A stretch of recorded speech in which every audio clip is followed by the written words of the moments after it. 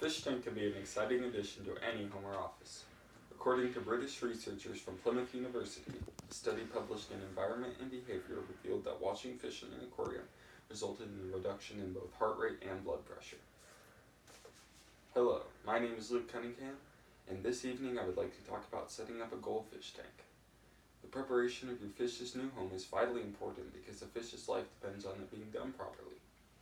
In addition, pet stores and other commercial resources that people have traditionally relied on to get information often downplay complexities related to this matter. Today I will discuss the 5 most important steps for the responsible acquisition and housing of a goldfish. The 5 steps are: 1. Choose the fish. 2. Buy an aquarium. 3. Establish a medium for beneficial bacteria. 4. Establish the water parameters. And 5. Cycle the aquarium. First, select the goldfish.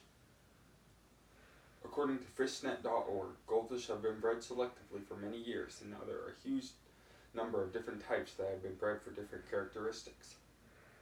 The choice of which fish to choose should depend on the size of the aquarium the fish is to be housed in, potential tank mates, and on how powerful the equipment you can afford is.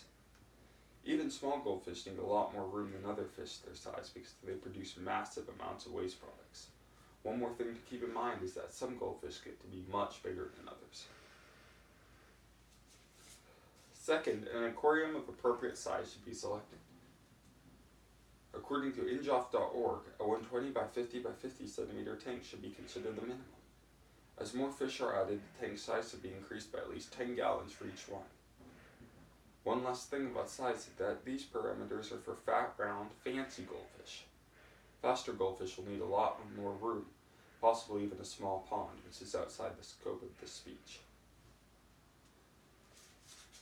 Next, a medium for beneficial bacteria should be established. I'll explain in more detail later, but this step usually involves decorating the tank. Gravel is a better substrate, bare bottom, because it provides more surface area for bacteria to grow. In addition, a filter should be used to provide physical and chemical filtration, which helps protect the fish after the cycling step is completed. Beneficial bacteria can also grow on live plants. These are better than other types of decoration because they actively consume nitrates, nitrites, and most dangerous of all, ammonia.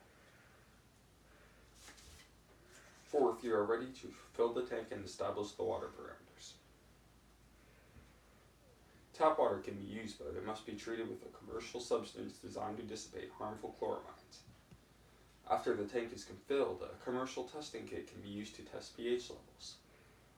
According to the Goldfish Sanctuary, goldfish prefer slightly basic water just above 7 on the pH scale. This is also the proper time to add a heater. There are many different heaters for many different tank sizes, but goldfish do not need a heater if kept at room temperature.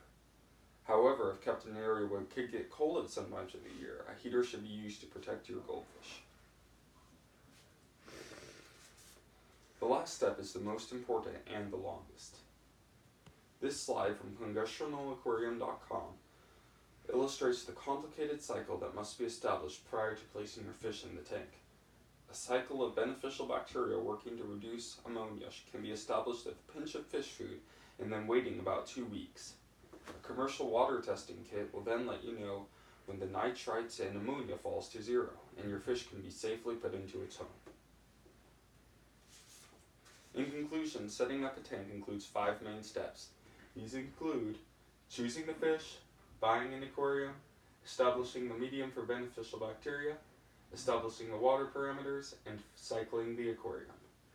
In a world of rushing around and time constraints, a properly set up goldfish can be just what you need to relax.